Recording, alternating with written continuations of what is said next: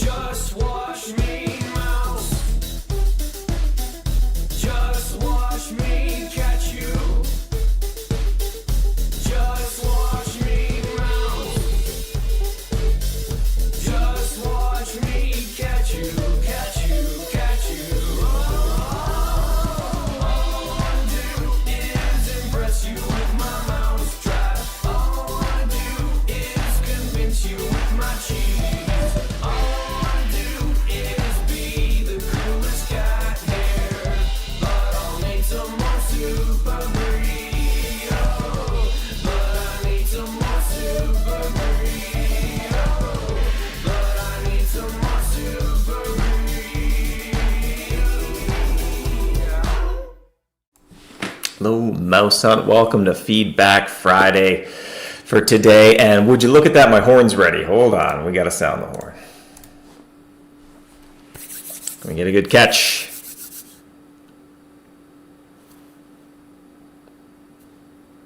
Hey, got a sense of adventure going. All right.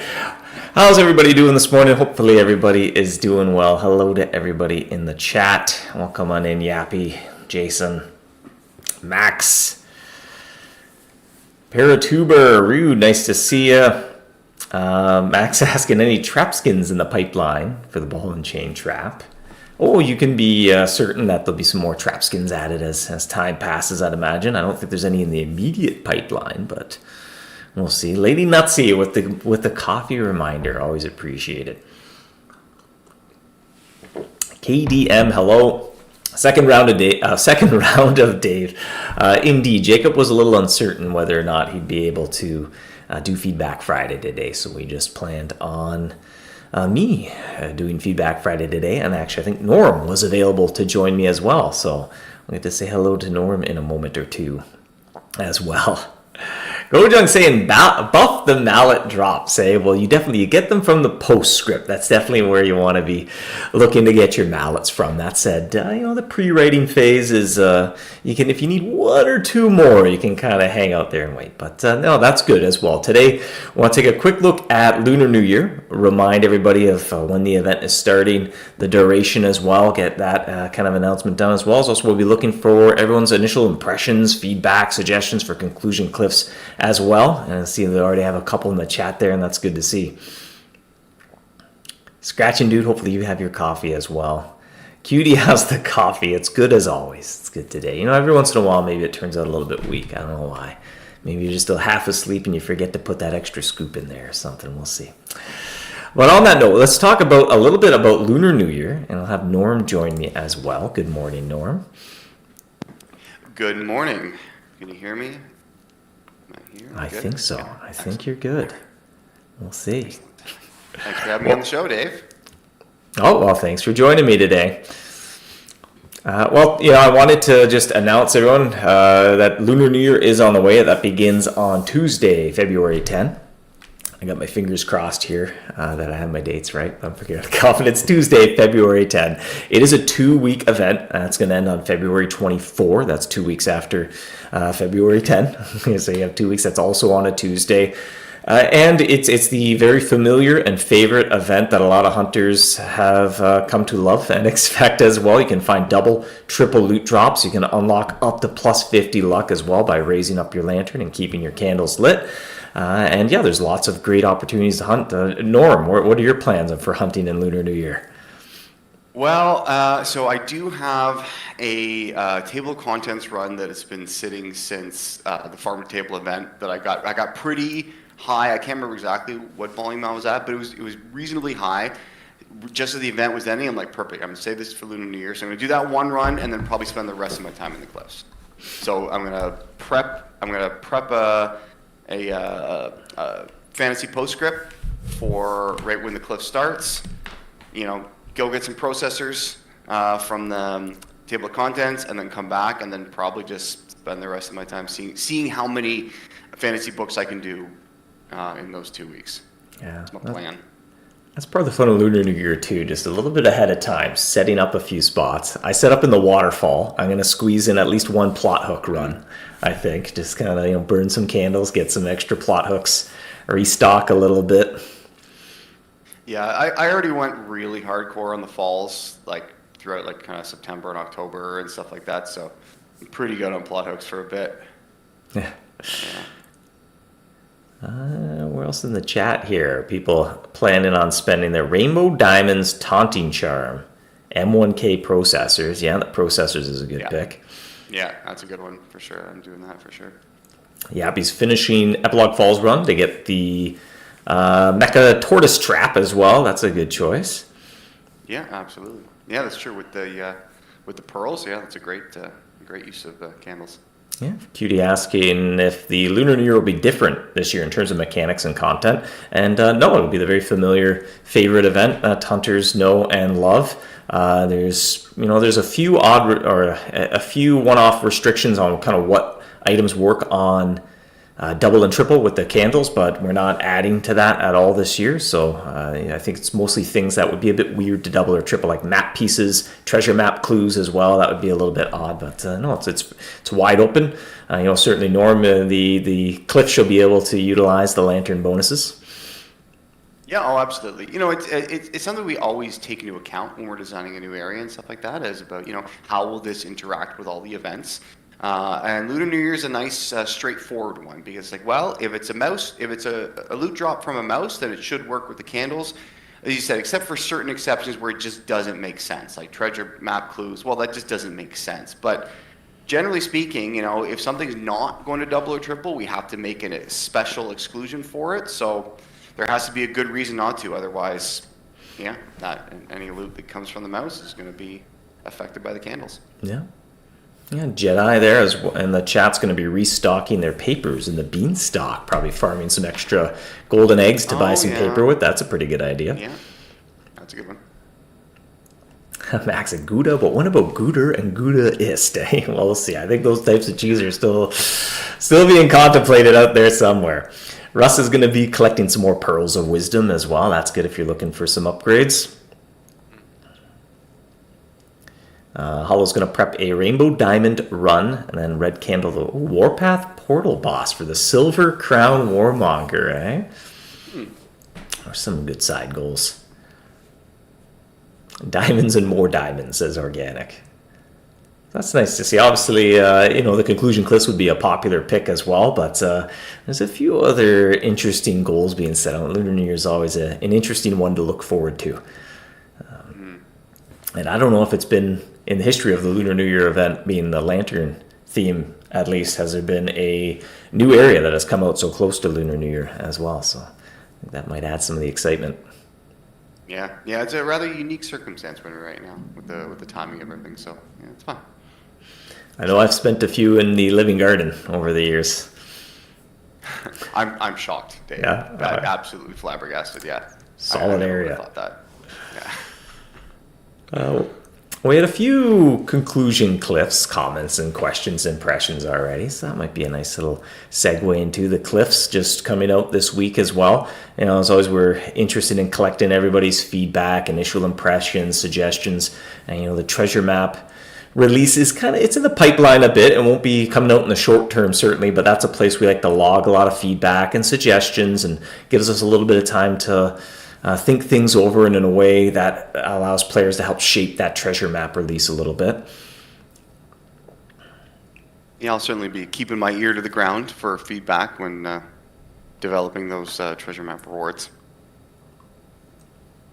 Yeah, there's some interest in the recipe for plotting Pannier. That was something we shared earlier on Feedback Friday before the area came out as well, to try to get a little bit of feedback and impressions. But certainly it is not an error. Those two recipes both use gold, and the one allows you to save plot hooks by spending a little extra gold. It was kind of something new we wanted to try out, so that's something we'll be keeping an eye on feedback, or keeping an eye out for feedback on. But that's certainly intentional there, is the plotting Pannier. The other two do use magic essence, and that's some of that is feedback as well. Whenever you have kind of these tiers of cheese as well, kind of give some alternative approaches as well. Doesn't use as much magic essence.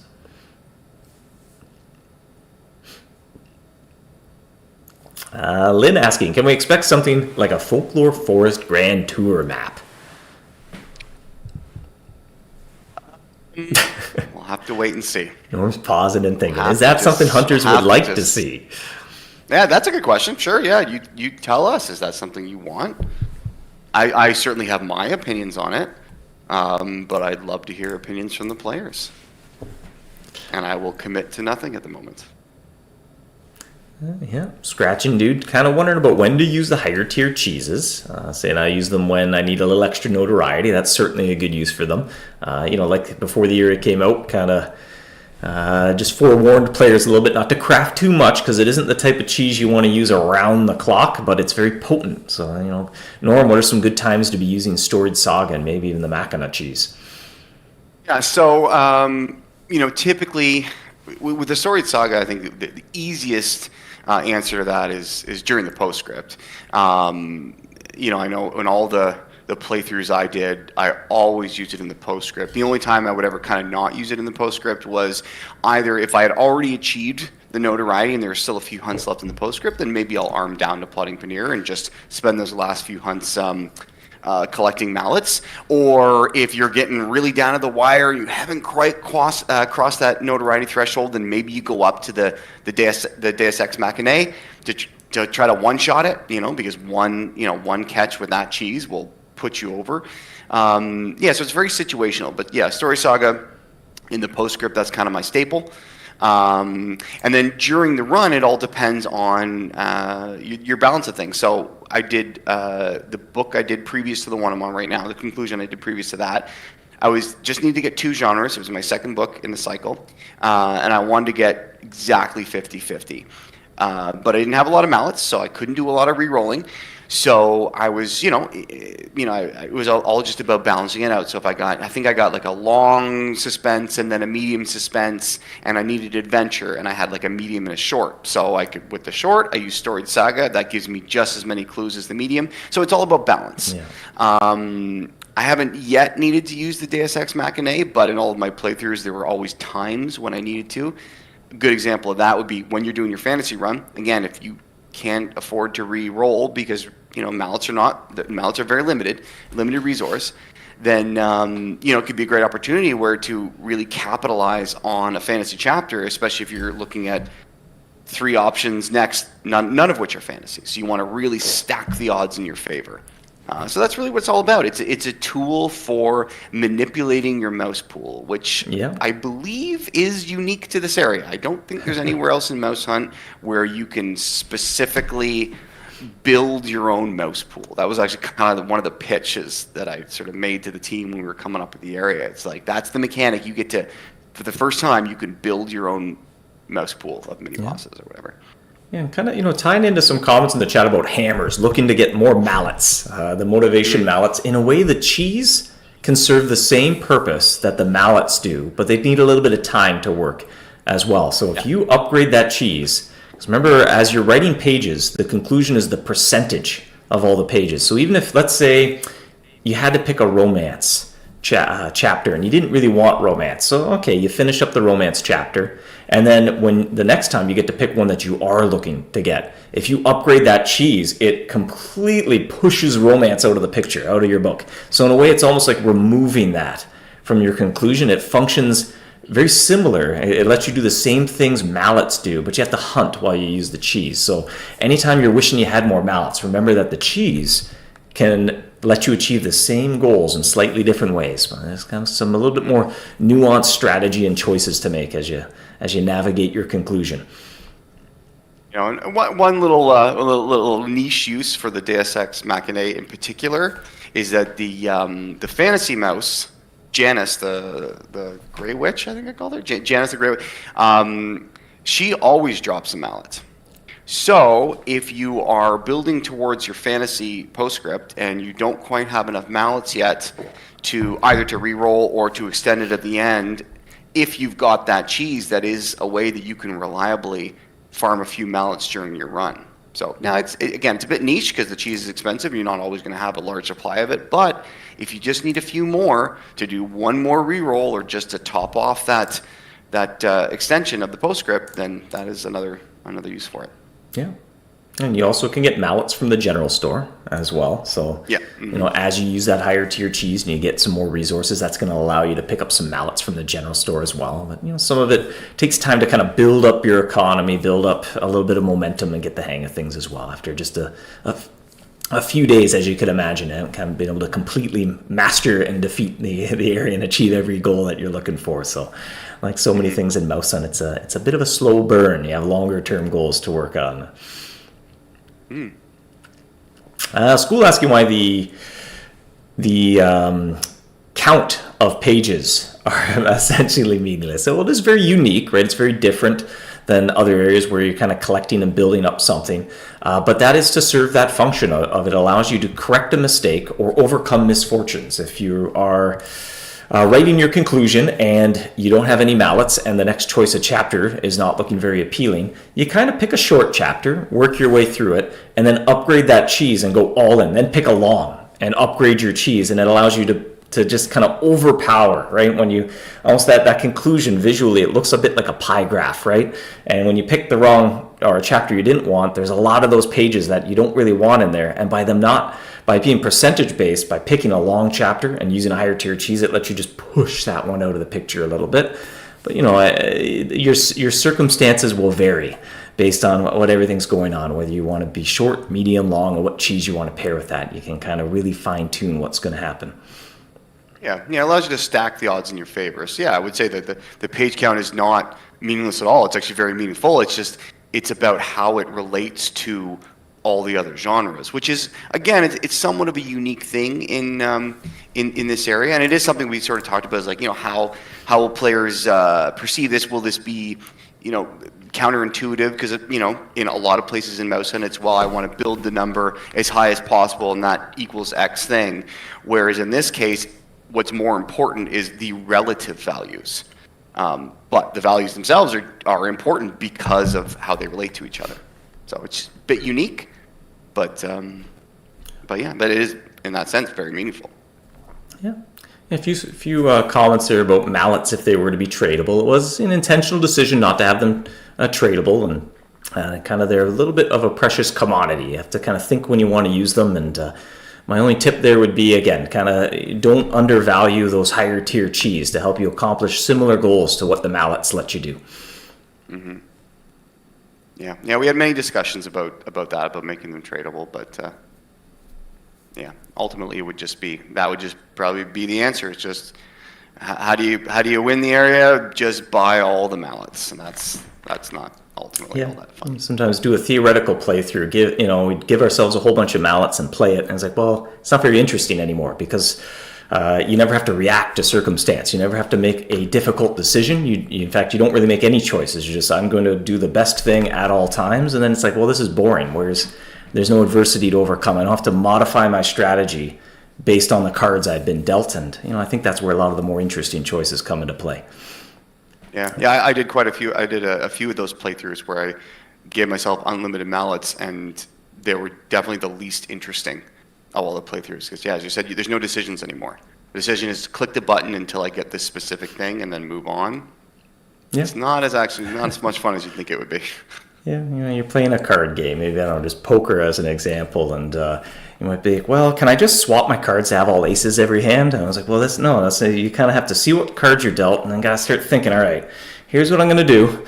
And then some other cards go out on the table. It's like, okay, that plan isn't going to work anymore. I got to change to a little bit of a different plan. And I think that's where a lot of the fun comes in, is kind of reacting to the circumstances and making decisions based on your current state and scenario versus doing the same thing every time. Starts to feel a little bit like a routine more than a game you're playing.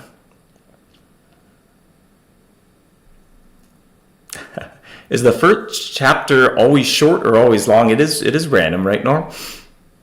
Yeah, it's entirely random. Unless you break the writer's block and choose it. Yeah, it's random length, random genre. Yeah, and a little bit, like so many places in the game, a little bit of patience as well when you do end up in a long chapter to start the story. Now, you could use mallets to make sure you don't have a long. That said, maybe in a fantasy you might want a long. It kind of depends on your circumstances as well. But like so many things in the game, a little bit of patience. Remember, MouseHunt is a slow and steady game, and it's not an event or anything like that. It's a permanent area. It's not going anywhere anytime soon. A few extra hunts will kind of help form your strategy for that conclusion. You start with a long chapter. It's like, well, now I've got a lot of that. So, you can downgrade your cheese, save on some resources there to build up a lot of pages. And then, maybe you start to pick some short to try to rush towards the end before you get too much of another chapter. Or you have to just wait and see which chapters are available for you to pick after the next one.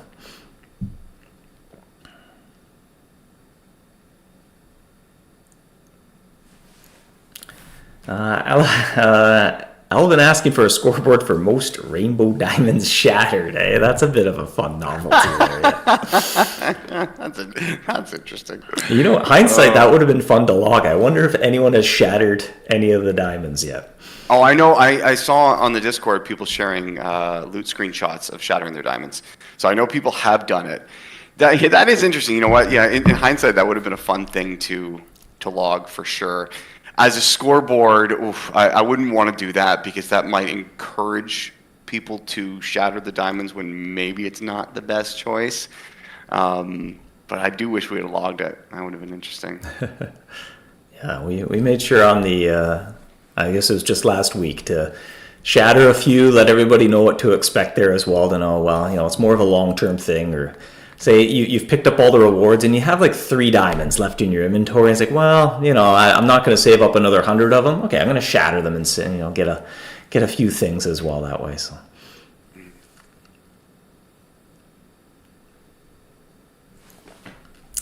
Trevor asking if there's anything hidden behind a certain threshold of pages or anything like that. Any Easter eggs out there?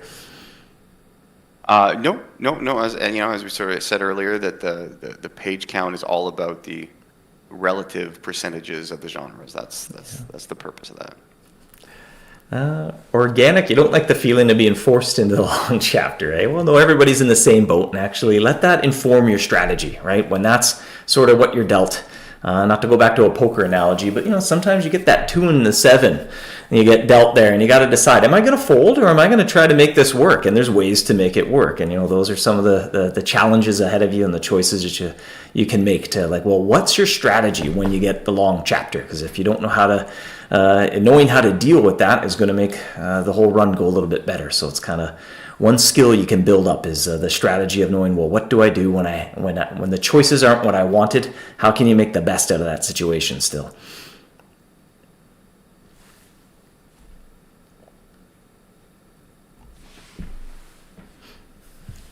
Schoolwork asking, would you consider a weaker writer's block that lets you pick the length but not the type, eh? I don't, I hadn't really thought about that. We don't have any plans for that because that would require, some bigger UI changes to be able to choose between the two, I guess. I get where you're coming from for sure, but yeah, we don't have any plans for anything like that. Yeah, and maybe too. When you get that long chapter, some of the goals are long-term enough that sometimes you'll get the short, sometimes you'll get the medium, sometimes you'll get the long, right? It's kind of a varied journey as well. You might need to arm your patience charm for just a little bit, knowing it's like so many things in MouseHunt. It's patience is a virtue and definitely a skill that serves you well throughout the game and has pretty well for the last 18 years. So that's kind of baked right into the identity of the game is good things come to those who wait, for sure. It's not a game of instant gratification. It's one of just a slow build and sticking with it. Yeah, and for me at least, there are times when a long chapter is actually favorable because maybe I'm busy and I'm not able to check the game as often, and I want to make sure that I'm going to be safe for a little bit. Because hey, if you had 2 long back to back, that's 60 hunts where you're going to be making progress by just widget hunting or whatever, without having to make the choices. And sometimes life requires you to play MouseHunt passively. Now, obviously, the game, we're only 3 days into the area or whatever, so it's exciting and people want to move quickly and it makes perfect sense. But, if you look at MouseHunt on the whole, there are times when you do kind of want it to slow down and be more passive because, life gets in the way. Yeah, absolutely. That's kind of been part of the game for pretty well of all time. All the way back when, before even areas existed, attracting the zombie mouse was few and far between. You had to kind of wait for those to show up. So that's certainly nothing new.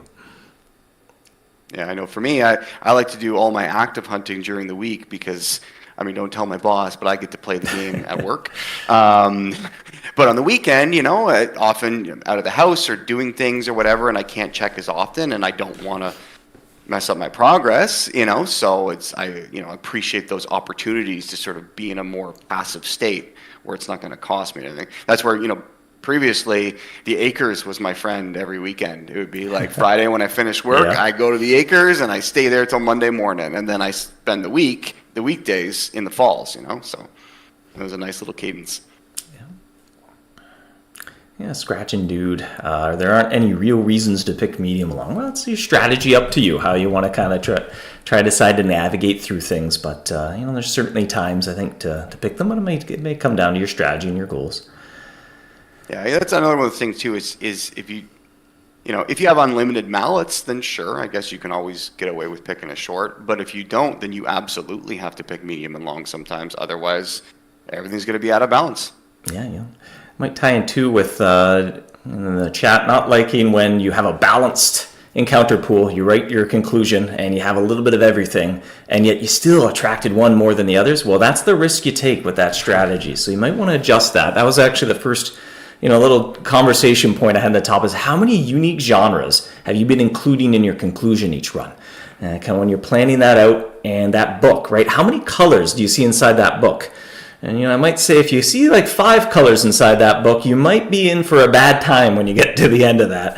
But I think that that's a cornerstone of strategy, is based on the circumstances, how many genres do you want to include in your conclusion? And, guiding principle, the more you put in there, in some ways things are getting a little bit more risky because you have less control over how things are going to go during the postscript. Yeah, it's absolutely like a high risk, high reward scenario. When I did all my play testing, I tried that strategy, and when it works out, great. It feels awesome, and that's great, but it's not reliable. It's not as sustainable. So I would typically end up going back to the sort of 3-2 strategy, a book of 3 genres and a book of 2 genres, and that is much more reliable, because even if the first book, if you don't succeed and you only get 2, well, then you can just do 3 in the next one, and you've still got the same sort of number of conclusions going on. But yeah, trying to do all 5 at once, you can do it, absolutely, but it's risky. So that's depends on how you want to play. I also found it kind of exhausting to play like that, because you really have to micromanage it and be extra safe, and there's not really any margin for error. And then even if they are all perfectly balanced, because there's so much to work from, the RNG can just throw your plans out the window. So you pick your poison, right? You want to play slower and more reliable, or faster and more volatile. Yeah, and it is, like I said earlier, MouseHunt's a bit of a slow and steady game, so sometimes you start to run a little bit of risk. The more you try to rush through things a little bit, it's hard to sustain that a little bit, and that might be by design in a lot of places as well. I mean, it is a slow game. Would you consider removing the MouseWeaver from the mouse pool when your notoriety hits 200? Feels bad to waste hunts? Well, again, you may want to adjust your strategy to not put yourself in that situation. So often, choices can't be meaningful unless they have consequences associated with them, is a little bit of a design principle, I guess. So if you find yourself with a maxed out notoriety, and then in your next run you add that genre to your conclusion that you're writing, well, now you're putting yourself in a risky situation where you might waste cheese during the postscript. So you may want to adjust your strategy a little bit there to help not fall victim to that quite as often. And that might also, if you're picking short chapters every time, you may find yourself in that situation a little bit more often. So it can get a little bit riskier. The slower you go, in some ways it helps you manage risk a little bit, or patience gets rewarded in some ways.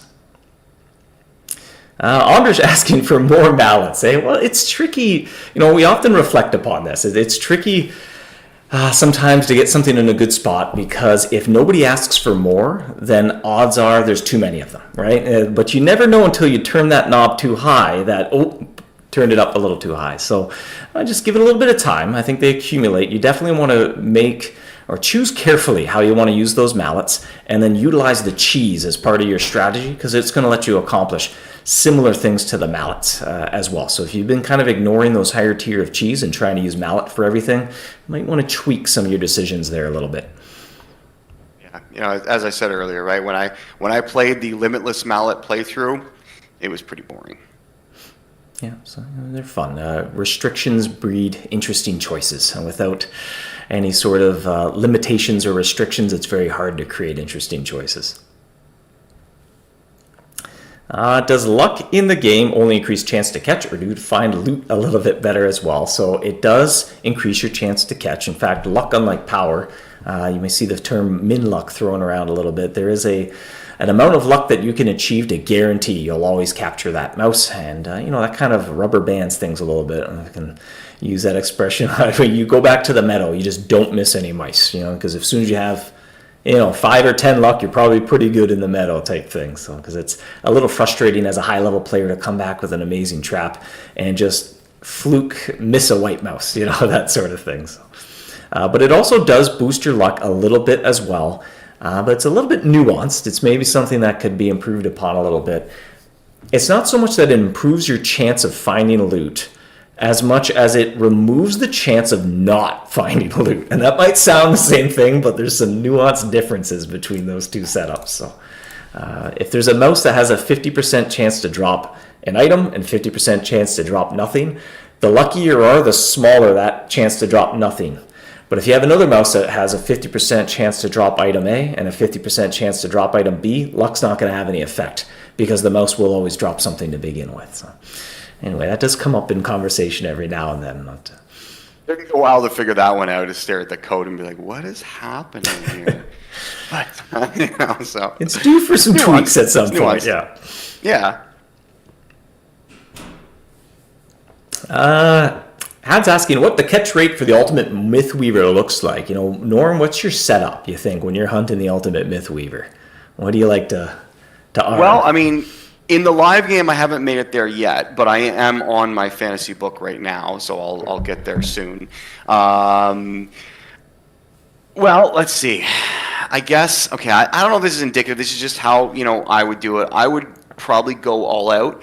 In that, maybe my first time I might use ultimate charms, but generally speaking, I'm going to use the printing press base, and I'm probably going to use rainbow spore charms, maybe super rainbow spores, but definitely rainbow spores, and maybe I would even pop a M1K aura, because that's the nice thing about having a short postscript is you can kind of just pop a couple of those, and that's all you need. But yeah, generally speaking, printing press base and a rainbow spore charm would be sort of my minimum threshold, I think, for that guy. He's pretty tough. Don't forget about the printing press. But I got to restock on some paper, actually. Yeah, well, the great thing is like once you get the hydro traps, and like once you get all the rewards from the acres and falls, then the pearls and the germs are fantastic for just buying paper. And, I've stocked up quite a bit of those. So, when I need to, I just travel back to either the acres or the falls and grab some paper and then come back to the cliffs and burn it away. I've even been using it on the regular lore weavers, even though I know I don't really need to.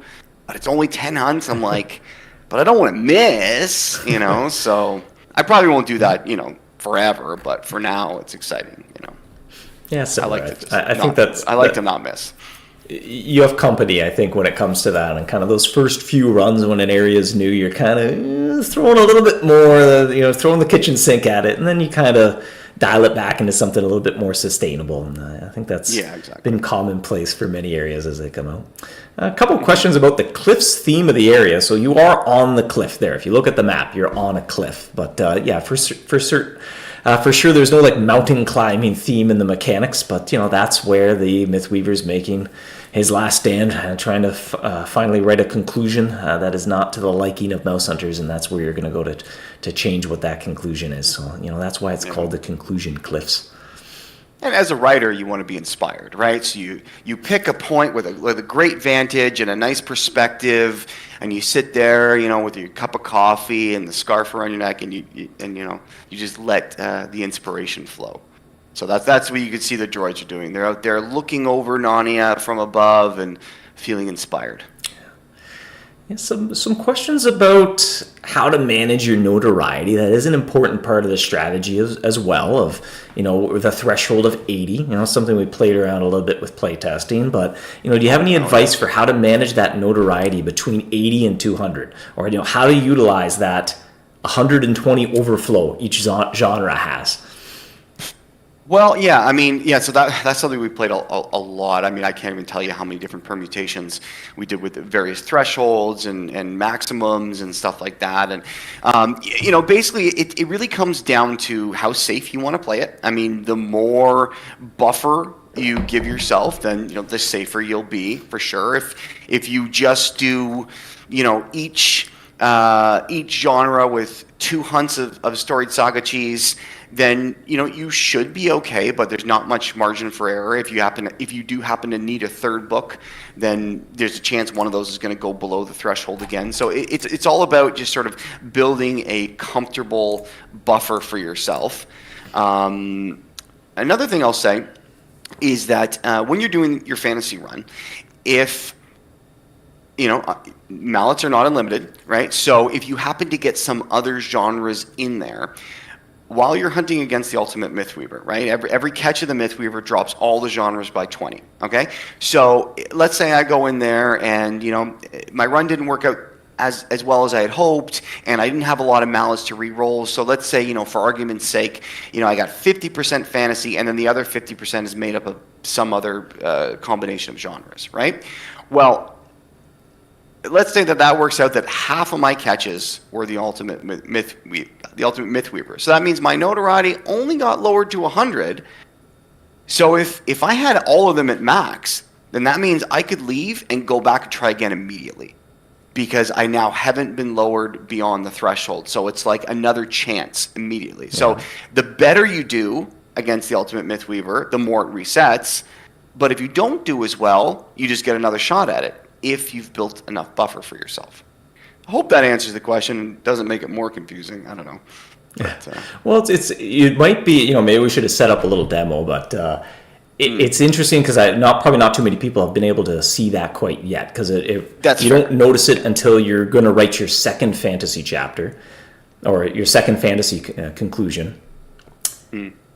And it also requires you to write a fantasy conclusion that isn't 100% fantasy pages, which might be advantageous, actually, in some scenarios. And that there's a little bit of, if you're going to be writing your fantasy conclusion, you get a little bit of bad luck and you get the wrong genres in your conclusion, then it makes getting back to that fantasy even quicker the next time.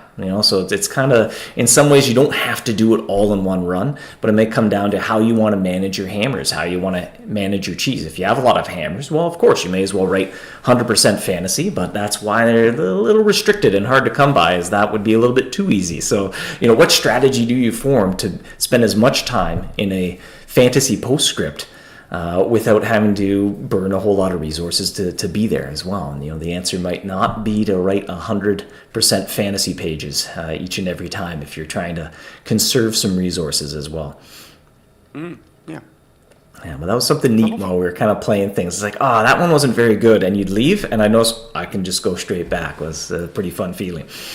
Yeah, it is a fun feeling, especially because, you might be a little bit disappointed if you're hoping to get all 10 or all 13 Ultimate Mythweavers, but, the silver lining is you get to try again. So, I was fairly pleased with how that sort of mechanic came to be, and that it's a little bit of bad luck mitigation. Things didn't work out, but I get to try again sooner.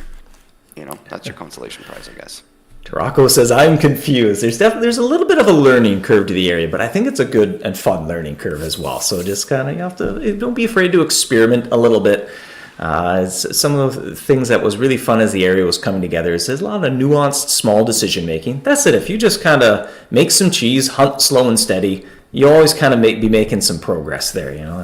I suppose you could kind of trap yourself and the notoriety is going down faster than it's gaining, but as long as you kind of have a a grasp on things a little bit. It's not too hard to get all the notoriety to 80, given enough time as well. So just Yeah, and that's a lot of things we're talking about.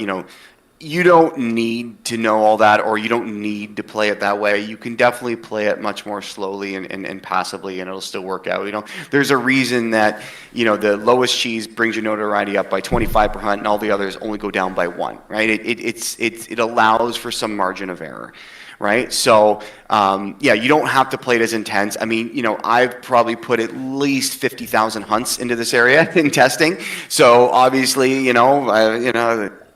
think about it in very specific strategic terms, but I also tried to sort of design it in such a way that you don't need to play it that intense.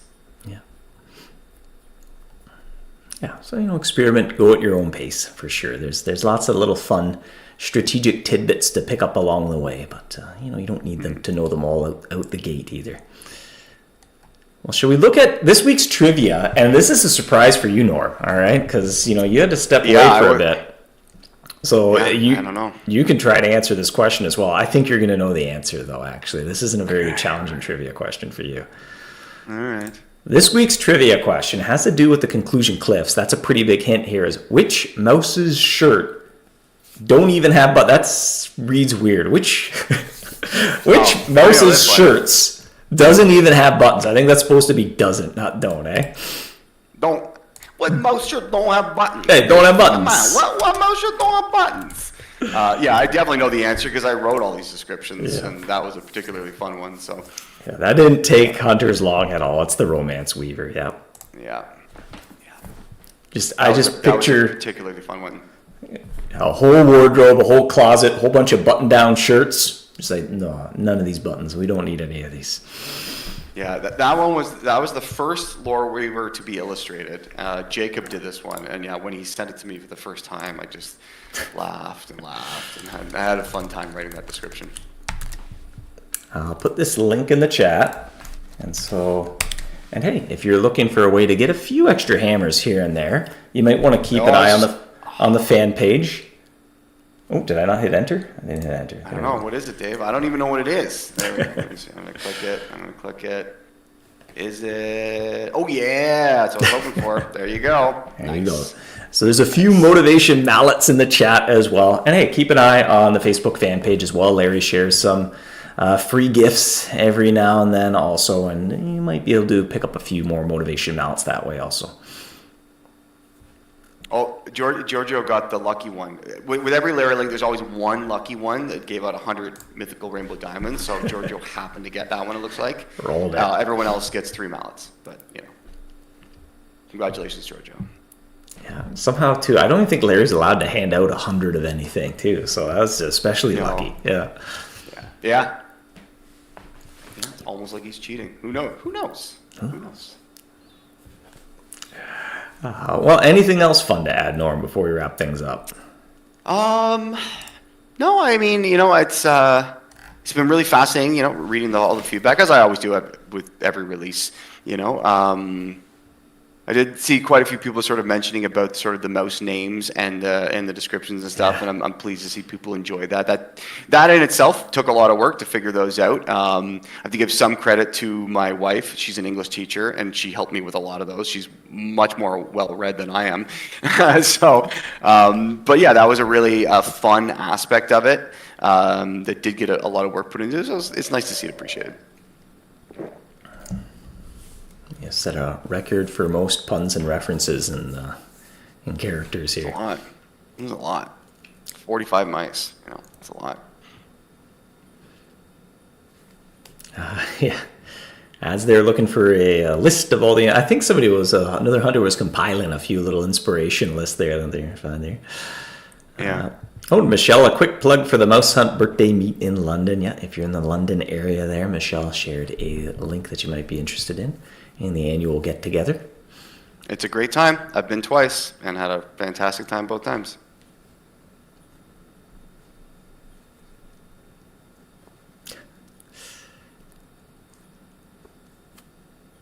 Yeah, and a couple comments too about the, some good reminders there. In case you didn't notice, the HUD does have a couple bait toggle options. You can choose if you want to switch back to metaphor cheese when you finish the postscript or disarm your cheese. That might be handy if you're using your printing press base and a really powerful charm that you want to make sure you don't use that during the pre-writing phase. But there's another option as well that's unique to this, is before you finish writing a chapter, you can choose to disarm your bait, and it'll stop you one hunt before the chapter. So when you come back, you get to choose your next chapter no matter what happens. So sometimes that's good if you think you won't be around for a while, or you're still contemplating what you want your next chapter to be as well. You can utilize that to essentially pause the game till you return.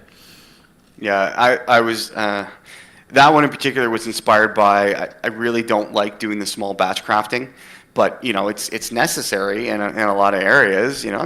Anyway, but I like just kind of like, I'm going to craft some potting paneer. I just want to throw in a big number so I don't have to think about it for a while. So that was the inspiration for that feature, was so that you can do that safely, even if I might be busy, or you know what I mean, I might miss it when it switches over, especially if you're doing short chapters, right? Because they're only 10 hunts. So it's very easy to like not come back in that amount of time, or you're hunting from your widget or something like that. So yeah, that was a big quality of life that I was very, very excited to put in for myself as much as for everybody else. Yeah. All right. Well, thanks for joining me today, Norm. Well, I got one more horn call. We got to wait a second here. Who's it going to be? I just started a medium suspense. Oh.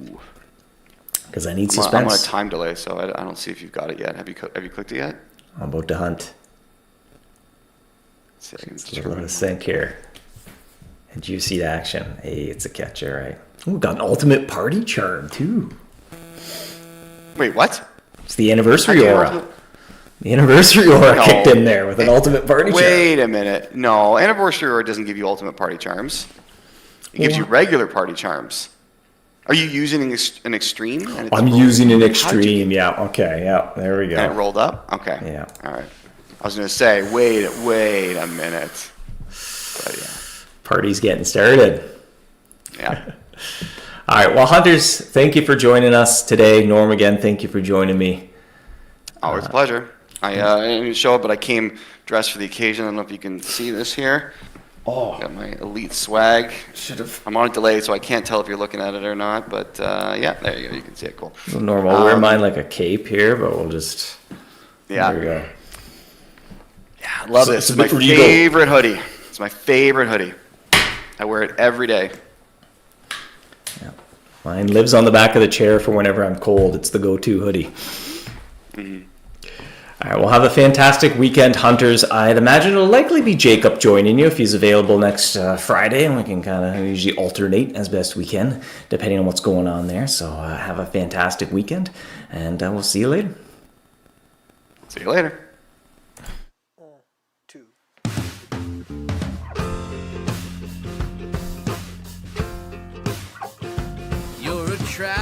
You're a trap, don't seem to mind it.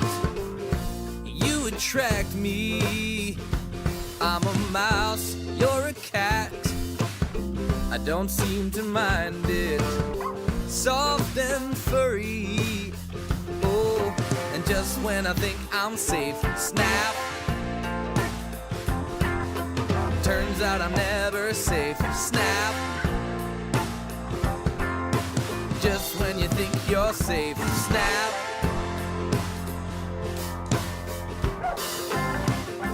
I come back. You don't seem to mind it, but I'm a fool. Broke my back. You don't seem to mind it, 'cause you're so cool. Just when I think I'm safe, snap. Turns out I'm never safe, snap. Ooh. Just when you think you're safe, snap. Turns out I'm never safe.